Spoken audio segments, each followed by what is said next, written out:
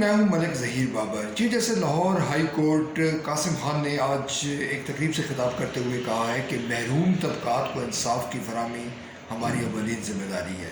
انہوں نے یہ بھی کہا کہ یہ سلسلہ ختم ہونا چاہیے کہ دادا مقدمہ دائر کرے اور پڑپوتے کے دور میں اس کا فیصلہ ہو. ناظرین، وطن عزیز میں جو ہمارا عدالتی نظام ہے اور بالخصوص جو انصاف میں تاخیر کے حوالے سے بہت زیادہ اعتراض اٹھائے جاتے ہیں، اور یہ تاثر عام ہے کہ جو طاقتور ہے وہ تو انصاف کا حصول اس کے لیے ممکن ہو سکتا ہے، مگر جو کمزور ہے اس کے لیے نہیں ہے. ہم یہ دیکھتے ہیں کہ جو لوور کورٹس ہیں اس میں جو فیصلے جس طرح تاخیر سے ہوتے ہیں، یا یہ اعتراض کیا جاتا ہے کہ ہائی کورٹ کی سطح پر یا سپریم کورٹ کی سطح پر بھی جو معاملات ہیں وہ الجھے ہوئے ہیں. یہ اس معاملے کا ایک پہلو ہے، مگر جو دوسرا پہلو ہے وہ اکثر و بیشتر نظر انداز کیا جاتا ہے. وہ دوسرا پہلو یہ ہے کہ کیا ہمارے جو سرکاری محکمے ہیں، کیا ہمارے جو لوگوں کی اس کو سہولیات فراہم کرنے کے حوالے سے جو ادارے ہیں، کیا وہ اپنا کام کر رہے ہیں؟ یقیناً ایسا نہیں ہے. بالخصوص پولیس کے محکمے کے حوالے سے ہم اکثر و بیشتر دیکھتے ہیں کہ ایک عام سائل کو ایف آئی آر کے اندراج کے لیے عدالت جانا پڑتا ہے. اب جب معاملہ یہ ہوتا ہے تو عدالتوں پر دباؤ بڑھتا ہے، جس کے نتیجے میں انصاف میں تاخیر ہوتی ہے اور عام آدمی شکوہ کرتا ہے. مختصر ہم یہ بات کہہ سکتے ہیں کہ عدالتوں کا کام ہی محض انصاف کی فراہمی نہیں ہے، بلکہ جو تمام جو سرکاری محکمے ہیں، جو پوری ریاستی مشینری ہے، یہ اس کی ذمہ داری ہے کہ وہ لوگوں کو انصاف فراہم کرے. اس ضمن میں بہت ساری تجاویز پیش کی گئی. آپ کو یاد ہوگا کہ چیف جسٹس افتخار محمد چودھری صاحب نے بھرپور انداز میں یہ کوشش کی کہ کسی طرح لوگوں کے مسائل حل ہوں، مگر ہم یہ دیکھتے ہیں کہ لوگوں کے مسائل حل نہیں ہوئے. لوگوں کی مشکلات بدستور اس طرح موجود رہی. ہمارے یہاں جو سماج ہے اس کی بھی کچھ ذمہ داری ہے. ہمارے جو ارباب اختیار ہیں یہ ان کی بھی ذمہ داری ہے. یعنی کہ انصاف کے حصول کے معاملے میں یہ ہم کہہ سکتے ہیں کہ اس میں بہت سارے فریق اس میں شامل ہے، جن کی بجا طور پر ذمہ داری ہے کہ وہ اپنے فرائض ادا کریں.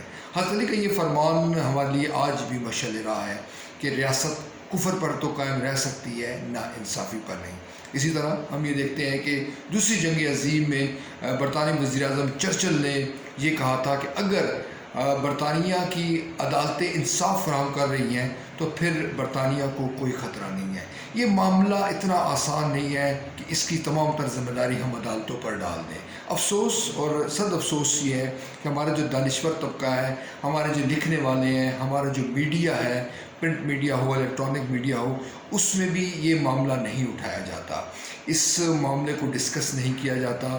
اس معاملے کی گہرائی میں جا کے ان اسباب کا جائزہ نہیں لیا جاتا جن اسباب کی بنیاد پر یہ مسائل پیدا ہو رہے ہیں. ہمارے یہاں اس وقت شعور لوگوں میں آ رہا ہے. اب عدالتوں کے معاملات بھی اس قدر پیچیدہ نہیں رہے ہیں، اور عدالتوں میں توہین کا جو پہلو جس انداز میں ماضی میں کہا جاتا تھا کہ توہین عدالت نہیں ہونی چاہیے، اب ایسا نہیں رہا. اب لوگ بولتے ہیں، اور ہمارے جو فاضل جج صاحبان ہیں، ہم یہ دیکھتے ہیں سپریم کورٹ کے لیول پر ہو، ہائی کورٹ کے لیول پر ہو، ڈسٹرکٹ کورٹ کے لیول پر ہو، وہ اس تنقید کو خندہ پیشانی سے قبول کرتے ہیں. یعنی یہ ہم یوں آسان الفاظ میں ہم یوں کہہ سکتے ہیں کہ اصلاح احوال کا عمل شروع ہو چکا ہے جو بتدریج آگے بڑھ رہا ہے. ناظرین، معاشرے میں جو انصاف کا بول بولا ہونا اتنا آسان نہیں ہے. اس کے لیے بہت ساری محنت کرنے کی ضرورت ہے، بہت سارے معاملات کو ڈسکس کرنے کی ضرورت ہے، بہت ساری گہرائی میں جا کر ان ایشوز کو ٹیک اپ کرنے کی ضرورت ہے جس کے نتیجے میں لوگوں کو انصاف کی فراہمی ممکن ہو. بدقسمتی ہماری یہ بھی ہے کہ ہمارے یہاں جو پارلیمنٹ ہے، منتخب ایوان ہے، اس میں یہ صدا بلند نہیں کی جاتی.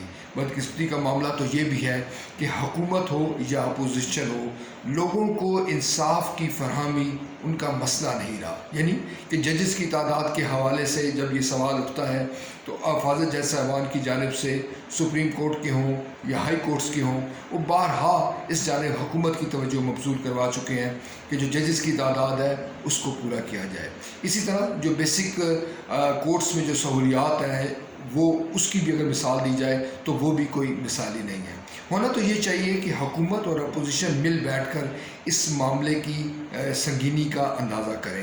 پارلیمنٹ میں ڈیبیٹ ہونی چاہیے، حکومت اپنی تجاویز دے، اپوزیشن اپنی تجاویز دے، اور کوئی ایسی راہ تلاش کی جائے کہ جس سے لوگوں کی مشکلات میں کمی ہو۔ یہ بہت بڑا الزام ہے ہمارے عدالتی نظام پر کہ ہمارے یہاں انصاف جو ہے وہ تاخیر سے ملتا ہے یا نہیں ملتا۔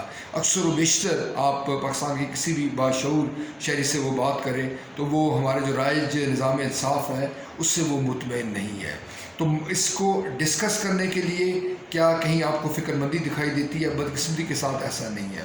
اس وقت جب میں آپ سے بات کر رہا ہوں اپوزیشن کے بہت سارے رہنماؤں پر مقدمات درج ہیں۔ رانا ثناء اللہ پر منشیات کا مقدمہ درج کیا گیا، میاں نواز شریف پر مقدمات درج کیے گئے، اسی طرح جو حکومتی بعض زعماء ہے ان پر بھی جو ہے وہ مقدمات ہیں، تحقیقات کا عمل جاری ہے، مگر ہم یہ دیکھتے ہیں کہ کوئی بھی اس تحقیقات سے مطمئن نہیں ہوا۔ اکثر و بیشتر تو یہ معاملہ بھی ہوا کہ ان مقدمات کو سیاسی قرار دے دیا گیا اور اس سے بآسانی سرخرو ہو کر باہر نکلنے کو فتح اپنی قرار دیا گیا۔ اس معاملے کی سنگینی اگر بڑھتی ہے تو یقیناً ریاست کا جو وجود ہے، جو حکومت کا جو وجود ہے وہ خطرے میں ہے۔